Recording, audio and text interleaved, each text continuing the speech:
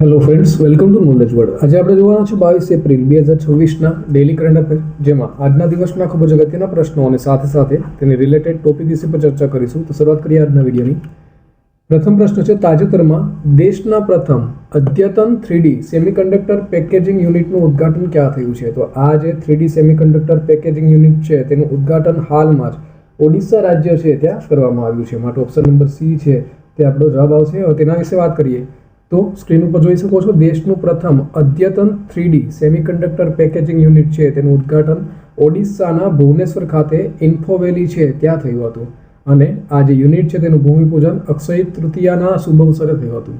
અને ઓડિશાના હાલના મુખ્યમંત્રી છે મોહન ચરણ માઝી, તે અને કેન્દ્રીય આઈટી મંત્રી છે અશ્વિની વૈષ્ણવ, તેમના દ્વારા ભૂમિપૂજન છે તે કરવામાં આવ્યું હતું. અને આ જે એકમ છે તે અમેરિકા સ્થિત 3D ગ્લાસ સોલ્યુશન આઈએનસી દ્વારા સ્થાપિત છે તે કરવામાં આવ્યું છે, જે 3D glass substrate packaging technology પર આધારિત હશે. વાત કરીએ ઓડિશાની, તો ઓડિશા તેની સ્થાપના ક્યારે થઈ હતી? તો ઓડિશા રાજ્ય છે તેની સ્થાપના 1 એપ્રિલ 1936માં ઓડિશા રાજ્ય છે તેની સ્થાપના થઈ હતી. અને 1 એપ્રિલ જેને ઉત્કલ દિવસ અથવા તો ઓડિશા દિવસ તરીકે પણ ઓળખવામાં આવે છે. હાલના જે રાજ્યપાલ છે તે છે કંબમપતિ હરિબાબુ અને મુખ્યમંત્રી છે મોહન ચરણ માઝી. ત્યાર પછી જોઈએ તો ઓડિશાના બીજા આઈએમપી પોઈન્ટની વાત કરીએ, એટલે કે બીજા કરંટ અફેરની વાત કરીએ તો કુસુનપુર, આ જે છે કુસુનપુર તે ઓડિશાનું પ્રથમ સ્માર્ટ ગામ જાહેર કરાયું છે. આ છે સ્માર્ટ ગામ કુસુનપુર.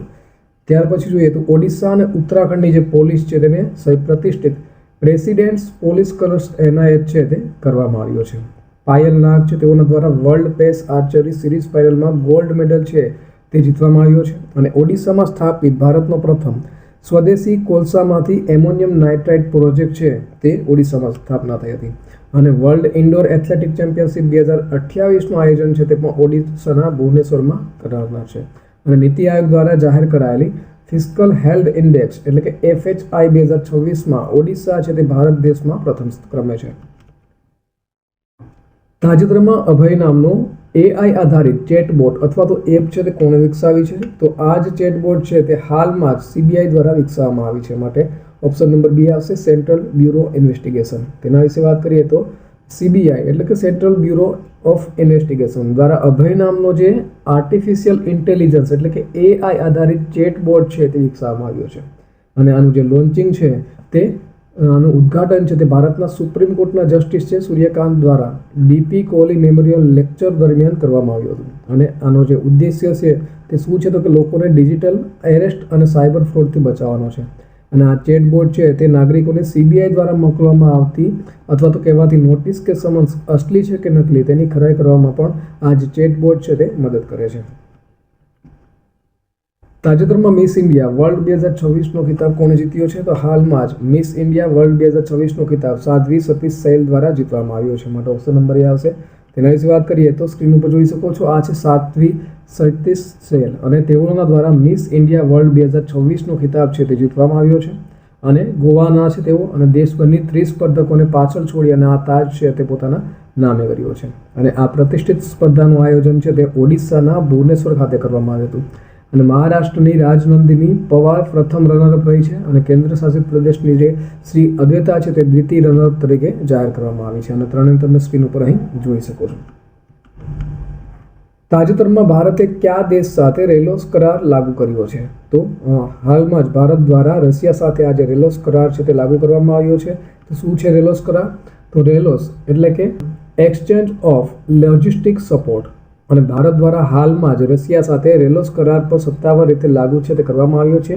રેકિપ્રોકોલ એક્સચેન્જ ઓફ લોજિસ્ટિક સપોર્ટ. અને આ સમજૂતી હેઠળ બંને દેશો છે તે એકબીજાના પ્રદેશમાં એક સાથે મહત્તમ 3000 સૈનિકો, 5 યુદ્ધ જહાજો અને 10 સૈન્ય વિમાનો છે તે તૈનાત કરી શકશે. અને બંને દેશોની સેનાઓ છે તે એકબીજાના સૈન્ય મથકો, બંદરો અને એરબેઝનો ઉપયોગ ઇંધણ ભરવા, સમારકામ અને અન્ય પુરવઠા માટે પણ કરી શકશે, જે આ કરાર હેઠળ આવે છે. રશિયાના બીજા આઈએમપી પોઈન્ટની વાત કરીએ તો હાલમાં જ રશિયા દ્વારા મેક્સ સોશિયલ મીડિયા એપ છે તે લોન્ચ કરાઈ છે. રશિયાએ વોટ્સઅપ પર પ્રતિબંધ મૂક્યો છે. તો રશિયાએ 2036 સુધીમાં ચંદ્ર પર પાવર પ્લાન્ટ બનાવવાની યોજનાની જાહેરાત કરી છે. રશિયા છે તે ઇન્ટરનેશનલ બિગ કેટ એલાયન્સનું 19મું સભ્ય છે તે બન્યું છે. રશિયાએ આફ્રિકામાં તેનું પ્રથમ નૌકાદળ મથક બનાવવાની ઓફર છે તે મળી છે. અને રશિયાએ પરમાણુ સંચાલિત અને પરમાણુ સશસ્ત્ર માનવ રહિત પાણીની અંદરના ડ્રોન અને પોસાઇડનનું પરીક્ષણ છે તે કર્યું છે. ત્યાર પછી જોઈએ તો તાજેતરમાં સાંસ્કૃતિક વારસાના રક્ષણ માટે ભારતનો પ્રથમ પેટ્રોગ્લિફ કન્ઝર્વેશન પાર્ક કોને મળ્યો છે? તો આ જે પેટ્રોગ્લિફ કન્ઝર્વેશન પાર્ક છે તે હાલમાં જ લદ્દાખને મળ્યો છે. માટે ઓપ્શન નંબર સી આવશે. તેના વિશે વાત કરીએ હવે તો ભારતનો જે પ્રથમ પેટ્રોગ્લિફ કન્ઝર્વેશન પાર્ક છે તે લદ્દાખ કેન્દ્ર શાસિત પ્રદેશને મળ્યો છે. અને આ જે છે તે વિશ્વ વિરાસત દિવસ એટલે કે વારસા દિવસ નિમિત્તે 18 એપ્રિલના રોજ આનું જે છે તે લદ્દાખના લેહ જિલ્લામાં સિંધુગાડ ખાતે આ પાર્કનો શિલાન્યાસ છે તે કરવામાં આવ્યો છે. અને લદ્દાખના જે લેફ્ટનન્ટ ગવર્નર છે વિનયકુમાર સક્સેના તેઓના દ્વારા ખાતમુહૂર્ત છે તે કરવામાં આવ્યું છે. અને આ પ્રોજેક્ટ છે તે લદ્દાખ વહીવટીતંત્ર અને ભારતીય પુરાતત્વ સર્વેક્ષણ એટલે કે ASI વચ્ચે એક સમજૂતી કરાર પર હસ્તાક્ષર છે તે કર્યા છે. લદ્દાખ જેને આપણે ઠંડા રણ તરીકે ઓળખીએ છીએ અને લદ્દાખની સ્થાપના ક્યારે થઈ હતી? તો તેની સ્થાપના છે તે 31 ઓક્ટોબર 2019માં કેન્દ્ર શાસિત પ્રદેશ તરીકે લદ્દાખ છે તેની સ્થાપના થઈ હતી. અને તેનું સૌથી મોટું શહેર અને મુખ્ય મથક છે તે છે લેહ. બીજા અગત્યના પોઈન્ટની વાત કરીએ તો હાલમાં જ લદ્દાખમાં હિમ સરોવર પ્રોજેક્ટ છે તેનું ઉદ્ઘાટન થયું છે. ભારતનો પ્રથમ cold desert riverfront restoration project છે તે લદ્દાખમાં શરૂ થયો છે. ગગનયાન અવકાશી યાત્રીઓએ માનવ મર્યાદાઓનું પરીક્ષણ કરવા માટે લદ્દાખમાં મિશન મિત્ર છે તે લોન્ચ કર્યું છે. વાયુસેના વડા છે લદ્દાખમાં ન્યોમા એરબેઝનું ઉદ્ઘાટન કર્યું છે. તાજેતરમાં યુનાઇટેડ નેશન્સ ચાઇનીઝ ભાષા દિવસ ક્યારે ઉજવવામાં આવ્યો? તો હાલમાં જ આજે ચાઇનીઝ ભાષા દિવસ છે તે 20 એપ્રિલના રોજ ઉજવવામાં આવ્યો છે. માટે ઓપ્શન નંબર સી આવશે. તેના વિશે વાત કરીએ તો યુનાઇટેડ નેશન્સ ચાઇનીઝ ભાષા દિવસ તેને 20 એપ્રિલે ઉજવવામાં આવે છે. અને UN દ્વારા પ્રથમ વખત 2010માં ચાઇનીઝ ભાષા દિવસની ઉજવણી છે તે કરવામાં આવી હતી. શરૂઆતમાં 12 નવેમ્બરે ઉજવાયો હતો, પરંતુ વર્ષ 2011થી તેને તારીખ બદલી અને 20 એપ્રિલ છે તે કરવામાં આવી છે. અને સંયુક્ત રાષ્ટ્રની 6 સત્તાવાર ભાષાઓ છે તેમાંની આ જે ચાઇનીઝ ભાષા છે તે એક છે. અને ચીની ભાષાના ઇતિહાસ અને સંસ્કૃતિને પ્રોત્સાહન આપવા માટે આ દિવસ છે તેની ઉજવણી થાય છે. બીજા અગત્યના દિવસોની વાત કરીએ તો હાલમાં જ એટલે કે 1 એપ્રિલે દર વર્ષે ઉત્કલ દિવસ, RBI સ્થાપના દિવસ અને CBN સ્થાપના દિવસ છે તે ઉજવાય છે. 2 એપ્રિલે વિશ્વ ઓટિઝમ જાગૃતિ દિવસ છે તેની ઉજવણી થાય છે. 4 એપ્રિલે આંતરરાષ્ટ્રીય ખાંડ જાગૃતિ દિવસ ઉજવાય છે. તો 5 એપ્રિલે રાષ્ટ્રીય દરિયાઈ દિવસની ઉજવણી કરવામાં આવે છે. 6 એપ્રિલે વિકાસ અને શાંતિ માટે આંતરરાષ્ટ્રીય રમતગમત દિવસ ઉજવાય છે. 7 એપ્રિલે વિશ્વ આરોગ્ય દિવસ. તો 10 એપ્રિલે રાષ્ટ્રીય યુવા HIV અને AIDS જાગૃતિ, વિશ્વ હોમિયોપેથી દિવસ અને જળ સંસાધન દિવસ છે તે ઉજવાય છે. 11 એપ્રિલે રાષ્ટ્રીય સલામત માતૃત્વ દિવસ ઉજવાય છે. તો 12 એપ્રિલે આંતરરાષ્ટ્રીય માનવ અવકાશ ઉડાન દિવસની ઉજવણી છે તે થાય છે. 13 એપ્રિલે સિયાચીન દિવસ, જલિયાવાલા બાગ હત્યાકાંડ દિવસમાં શહીદોને શ્રદ્ધાંજલિ છે તે આપવામાં આવે છે. 14 એપ્રિલે વિશ્વ ચાગાજ રોગ દિવસ અને 15 એપ્રિલે વિશ્વ કલા દિવસ અને સાથે સાથે હિમાચલ દિવસ છે એટલે કે હિમાચલ પ્રદેશ રાજ્ય સ્થાપના દિવસ છે તે ઉજવાય છે. 16 એપ્રિલે વિશ્વ અવાજ દિવસ ઉજવાય છે. તો 17 એપ્રિલે વિશ્વ હિમોફિલિયા દિવસની ઉજવણી થાય છે. 18 એપ્રિલે વિશ્વ વારસા દિવસ અથવા તો વિશ્વ વિરાસત દિવસ છે વર્લ્ડ હેરિટેજ ડે તે ઉજવાય છે. ત્યાર પછી જોઈએ તો તાજેતરમાં વૈશ્વિક મંચ પર ભારતીય વણાટને પ્રોત્સાહન આપવા માટે કયા મંત્રાલયે વિશ્વસૂત્ર છે તે લોન્ચ કર્યું છે? તો હાલમાં જ કાપડ મંત્રાલય દ્વારા આજે વિશ્વસૂત્ર છે તે લોન્ચ કરાયું છે. માટે ઓપ્શન નંબર એ આવશે. તેના વિશે વાત કરીએ તો વૈશ્વિક મંચ પર ભારતીય વણાટને પ્રોત્સાહન આપવા માટે ભારત સરકારનો જે કાપડ મંત્રાલય છે તેમના દ્વારા વિશ્વસૂત્ર, તો વિશ્વનું ફૂલ ફોર્મ શું છે? તો કે weaves of India for the world, આ જે પહેલ છે તે લોન્ચ કરવામાં આવી છે. અને સ્ક્રીન ઉપર તમે અહીં જોઈ શકો છો વિશ્વસૂત્ર એટલે કે weaves of India for the world. અને આ જે પ્રોજેક્ટ છે તે કાપડ મંત્રાલય હેઠળના ડેવલપમેન્ટ કમિશનર એટલે કે હેન્ડલૂમ્સની કચેરી અને નેશનલ ઇન્સ્ટિટ્યૂટ ઓફ ફેશન ટેકનોલોજીના સંયુક્ત સહયોગથી વિકસાવવામાં આવ્યો છે. આ જે પહેલ છે તે અંતર્ગત તૈયાર કરવામાં આવેલા વિશેષ ડિઝાઇનર કલેક્શનનું અનાવરણ છે તે ઓડિશાના ભુવનેશ્વર ખાતે તાજેતરમાં યોજાયેલ અને 21મી ફેમિના મિસ ઇન્ડિયા ઇવેન્ટ દરમિયાન આ છે તે કરવામાં આવ્યું હતું. તાજેતરમાં લઘુમતી બાબતોના મંત્રાલયે યુવા કૌશલ્ય વિકાસને પ્રોત્સાહન આપવા માટે કઈ IIT સાથે MOU પર હસ્તાક્ષર કર્યા છે? તો હાલમાં જ તેઓના દ્વારા IIT પટના સાથે હસ્તાક્ષર છે તે થયા છે. માટે ઓપ્શન નંબર એ.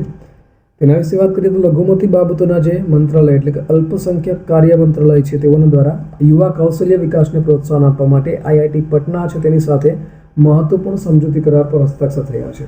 અને આ જે એમઓયુ છે તે પીએમ વિકાસ એટલે કે પ્રધાનમંત્રી વિરાસત કા સંવર્ધન યોજના હેઠળ કરવામાં આવ્યા છે, જેમાં બિહારના 600 લઘુમતી યુવાનોને આર્ટિફિશિયલ ઇન્ટેલિજન્સ એટલે કે એઆઈ ટેકનોક્રેટ અને બિઝનેસ એનાલિટિક્સ એક્ઝિક્યુટિવ જેવા અત્યાધુનિક ક્ષેત્રોમાં તાલીમ આપવામાં આવશે. બીજા આઈઆઈટી વિશેના અગત્યના પોઈન્ટની વાત કરીએ તો હાલમાં જ આઈઆઈટી ખડગપુરે Vikram Sodhi centre for AI એટલે કે artificial intelligence powered mining system છે તે શરૂ કર્યું છે. શિક્ષણ મંત્રાલયે આઈઆઈટી કાનપુરના સહયોગથી સ્પર્ધાત્મક પરીક્ષાઓની તૈયારી કરતા વિદ્યાર્થીઓને મદદ કરવા માટે સાથી એપ છે તે લોન્ચ કરી છે. દિલ્હી સરકારે વાયુ પ્રદૂષણ ઘટાડવા માટે ધુમાડા ખાતી સપાટીઓનું પરીક્ષણ કરવા માટે આઈઆઈટી મદ્રાસ સાથે જોડાણ છે તે કર્યું છે. આઈઆઈટી મુંબઈએ હનીવેલના સહયોગથી સસ્ટેનેબિલિટી સ્કિલ હબ્સ છે તે શરૂ કર્યું છે અને આઈઆઈટી ધનબાદે પ્રાચીન ભારતીય વિજ્ઞાન પર રાષ્ટ્રીય પરિષદ છે તેનું આયોજન કર્યું છે અને આઈઆઈટી મદ્રાસે દુબઈમાં એઆઈ ઇનોવેશન સેન્ટર છે તે શરૂ કર્યું છે. તાજેતરમાં ઓસ્કર સ્મિથનું 68 વર્ષની વયે અવસાન થયું છે. તેઓ કઈ રમત સાથે સંકળાયેલા હતા? તો ઓસ્કર સ્મિથ જેઓ બાસ્કેટબોલની રમત સાથે સંકળાયેલા હતા અને હાલમાં જ તેઓનું અવસાન છે તે થયું છે. હવે કોણ છે ઓસ્કર સ્મિથ? તો સ્ક્રીન ઉપર જોઈ શકો છો, આ છે ઓસ્કર સ્મિથ અને બ્રાઝિલના તેઓ બાસ્કેટબોલ રમતના દિગ્ગજ ખેલાડી છે અને હાલમાં જ 68 વર્ષની વયે તેમનું મગજની ગાંઠ સામે લાંબી લડાઈ બાદ અવસાન થયું છે અને તેઓ બાસ્કેટબોલના ઇતિહાસમાં સૌથી વધુ સ્કોર કરનારા ખેલાડીઓ પૈકીના એક માનવામાં આવે છે અને 2013ના વર્ષમાં તેને પ્રતિષ્ઠિત બાસ્કેટબોલ હોલ ઓફ ફેમમાં સામેલ છે તે પણ કરવામાં આવ્યા હતા. તાજેતરમાં દિનેશ ત્રિવેદીને કયા દેશમાં ભારતના નવા હાઈ કમિશનર તરીકે નિયુક્ત કરવામાં આવ્યા છે? તો હાલમાં દિનેશ ત્રિવેદી છે તેઓને બાંગ્લાદેશમાં ભારતના નવા હાઈ કમિશનર તરીકે નિયુક્ત કરાયા છે. માટે ઓપ્શન નંબર ડી આવશે. સ્ક્રીન ઉપર જોઈ શકો છો તમે, આ છે દિનેશ ત્રિવેદી અને તેઓ પૂર્વી કેન્દ્રીય મંત્રી અને ભાજપના નેતા છે અને તેઓને બાંગ્લાદેશમાં ભારતના નવા હાઈ કમિશનર તરીકે નિયુક્ત છે તે કરાયા છે અને તેઓ વરિષ્ઠ રાજદ્વારી પ્રણય વર્મા છે તેઓનું સ્થાન લેશે, જેમને યુરોપિયન યુનિયન એટલે કે ઈયુમાં ભારતના રાજદૂત તરીકે નિયુક્ત છે તે કરવામાં આવ્યા છે. પ્રણય વર્મા છે તેને ઈયુમાં ભારતના રાજદૂત અને તેમની સ્થાને અત્યારે દિનેશ ત્રિવેદી છે તેમને બાંગ્લાદેશમાં નવા ભારતના હાઈ કમિશનર છે તે બનાવ્યા છે.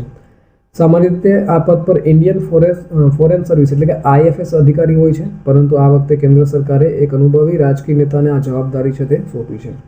બાંગ્લાદેશના અગત્યના પોઈન્ટની વાત કરીએ તો હાલમાં એટલે કે 26 માર્ચે બાંગ્લાદેશે પોતાના સ્વતંત્રતા દિવસની ઉજવણી કરી છે. બાંગ્લાદેશ છે તે સંયુક્ત રાષ્ટ્ર જળ પરિષદમાં જોડાનાર પ્રથમ દક્ષિણ એશિયાઈ દેશ બન્યો છે.